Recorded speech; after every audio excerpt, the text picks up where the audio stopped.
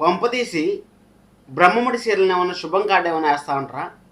Yes అనే అనిపిస్తుంది నాకైతే. అసలు ట్విస్టులు మామూలు ట్విస్టులు రివీల్ అవుతున్నాయా? అసలు ఒక్కొక్క బాంబు పేల్చినట్టు టప్ టప్ టప్ అనేసి ట్విస్టులు అయితే రివీల్ అవుతున్నాయి. అసలు ఏం జరగబోతుంది ఏమనేసి ఈ వీడియోలో అయితే మాట్లాడదాం. వీడియోని అయితే చివరికి చూడండి, చాలా షార్ట్గా అయితే ఉంటుంది.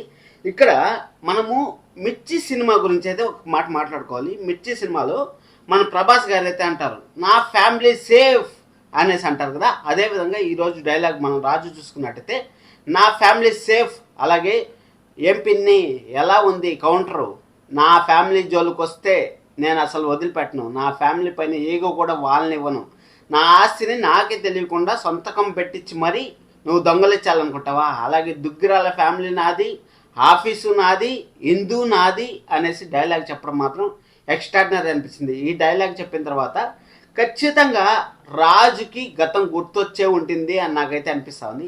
రాజు గతం గుర్తొచ్చిన తర్వాత ఆ దుగ్గిరాల ఫ్యామిలీకి ఎలాగైనా సరే దగ్గర అవ్వాలి అనేసి, అక్కడ హాస్పిటల్లో ఉండేది కూడా దుగ్గిరాల ఫ్యామిలీ మనిషి అనేసి మనకు ఒక క్లారిటీ అయితే వచ్చింది అనేసి మనం అయితే చెప్పుకోవచ్చు. ఎందుకంటే సీరియల్ ఇన్ని రోజులు కొంచెం స్లో నెరేషన్తో అయితే వెళ్తూ ఉంది, కానీ ఇప్పుడు మాత్రం ప్రతిరోజు ఒక్కొక్క ట్విస్ట్, సీరియల్లో ఉండే ట్విస్టులు, నందు గురించి ఒక ట్విస్ట్ అయితే ఉంది, అది బయటకైతే వచ్చేసింది. అది అయిపోయిన తర్వాత అక్కడ లక్కీ రేఖ కొడుకు అనేసి అక్కడ ఒక ట్విస్ట్ అయితే ఉంది, అది కూడా ఆల్మోస్ట్ ఆల్ బయటకైతే వచ్చేసింది.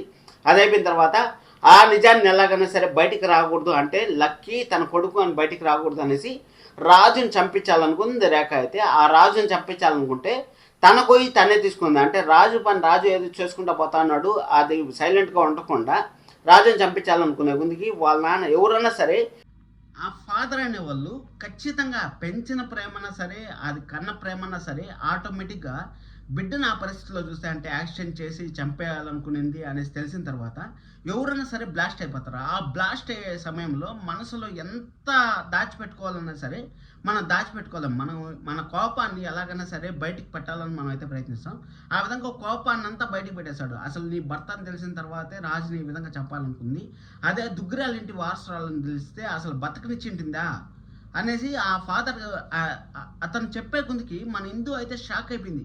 అసలు ఏం మాట్లాడుతూ ఉంటారు అంకుల్ మీరు, అసలు ఏం మాట్లాడుతూ ఉంటారు నాకు అర్థం కావట్లేదు అంటే, దుగ్గిరాల ఇంటి వారసుడమ్మా అనేసి చెప్పిన తర్వాత బాంబ్ బ్లాస్ట్ జరిగింది. బాంబ్ బ్లాస్ట్ జరిగిన తర్వాత ఈ పిల్లోడు నాకు దొరికాడు అనేసి ఆ ఫాదర్ చెప్పిన తర్వాత మన హిందూ అయితే ఫుల్ సంతోషం అయితే పడుతుందని నాకైతే అనిపిస్తుంది.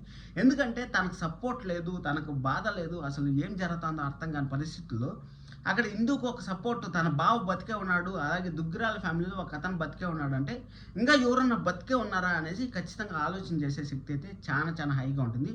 హాస్పిటల్లో ఉండేది కూడా నాకు తెలిసినంత వరకు డెఫినెట్గా మన దుగ్గిరాల ఫ్యామిలీ మనిషే కావ్యనే అయింది అనుకుంటాను. అది అయిపోయిన తర్వాత రాజుకి 99.9% అయితే నిజం తెలుసు అని నేను అనుకుంటాను. ఎందుకంటే నా ఫ్యామిలీ సేఫ్, నా భార్య సేఫ్, అలాగే ఆఫీసు నాదే, ఆ ఇల్లు నాదే అనేసి అంత కాన్ఫిడెంట్గా చెప్పాడంటే అక్కడ డబ్బు కోసం చెప్పలేదు, ఇక్కడ జస్ట్ ఫ్యామిలీ కోసం చెప్పాడంటే, ఫ్యామిలీ కోసం స్టాండ్ తీసుకున్నాడంటే రాజుకు నిజం తెలుసు అనేసి నాకైతే క్లారిటీగా అయితే అర్థమవుతుంది. రాజుకు నిజం తెలుసు, అలాగే ఇప్పుడు ఇందుకు నిజం తెలిసింది కాబట్టి సీరియల్ ఇంకా ఎక్స్ట్రాడినరీగా ఉంటుంది అని నాకైతే అనిపిస్తుంది. సీరియల్ శుభం కార్డు పడుతుందా లేదా అంటే శుభం కార్డు అయితే పడదు, కానీ ట్విస్టులు అయితే రివీల్ అయ్యాయి కాబట్టి కొత్త స్టోరీ ఏమైనా ముందుకు తీసుకెళ్ళి మంచి మంచి ట్విస్టులతో మన అందరికి అయితే వస్తుంది అనిపిస్తుంది. అక్కడ ఏం జరుగుతుందని మనం అయితే చూద్దాం.